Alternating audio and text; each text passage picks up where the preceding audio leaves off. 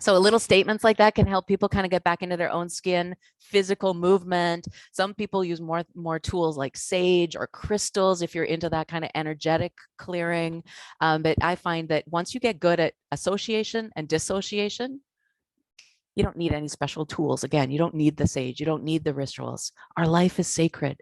Rituals bring us into a sacred space. But if you see all life as sacred, you just have to get good at stepping in and stepping out consciously, intentionally. And it doesn't need to be so spiritual. And a lot of people get shied away from constellations because it seems very ritual and very spiritual, and it can be very practical.